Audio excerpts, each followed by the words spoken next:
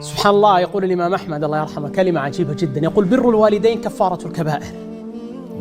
شوف تأمل، يعني واحد أحيانا يخطئ ويذنب ويتجاوز شيء من حدود الله، بمجرد أن يدخل تلك البسمة على والده ووالدته وينشر الفرحة في دواخلهم، سيلاقي هذه الفرحة مشرقة بين يدي الله جل وعلا. ولذلك أذكر حقيقة نص عجيب جدا لعبد الله بن عباس الله يرضى عنه، لما قال كما ذكر هذا ابن مفلح في الآداب الشرعية، يقول: إنما رد الله جل وعلا عقوبة سليمان عن الهدهد، عقوبة سليمان عن الهدهد لبره بأمه، دابة ولا تعقل ولا تفقه، والله سبحانه وتعالى يجازيها على هذا البر، أن رد الله جل وعلا عقوبة سليمان عن هذا الهدهد لبر هذا الهدهد بأمه.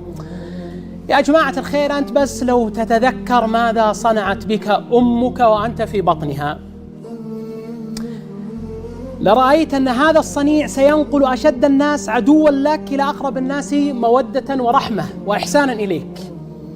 يعني أنت لا تذكر تلك الساعات التي بقيت يوم من الأيام على حجرها، ولا تذكر تلك اللحظات اللي يوم من الأيام كانت تحملك في وسط بطنها، ولا تذكر تلك الساعات التي كانت تقف على رأسك وأنت في مرضك ووجعك وآلامك، فكانت ترى فيك تلك القوة والنشاط، فيملأ الفرح قلبها أن كنت يوم من الأيام في عافية من بدنك أو في عافية من مرضك. سبحان الله العظيم.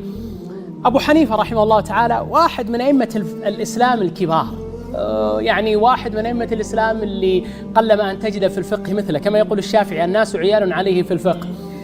أبو حنيفة رحمه الله تعالى حلفت أمه يمينا فحنثت، فجاء فقالت له أمه، استفتت فما رضيت بجوابه، فقالت له الأم: احملني إلى زرعه القاص.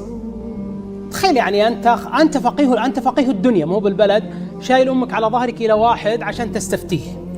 فإذا بأبي حنيفة يحمل والدته على ظهره ثم يتجه إلى بيت زرع القاص، فلما رأى إلى أبي حنيفة وهو يحمل والدته، قال لأمه: أفتيك وولدك فقيه الكوفة، كيف أنا ما يمكن أجرؤ أن أتكلم بحرف ولدك أبو حنيفة؟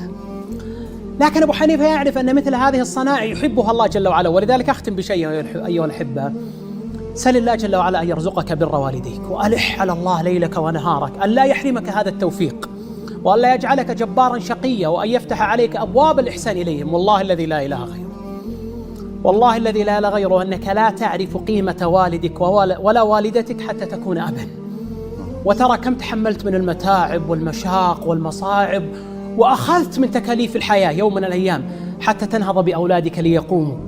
فالمقصود أنه اليوم أنت ستكون ولدا، وغدا وبعد أيام قلائل ستكون والدا، وما كنت تطبق في بيت أبيك سيقوم به أبناؤك في بيتك، فالجزاء من جنس العمل.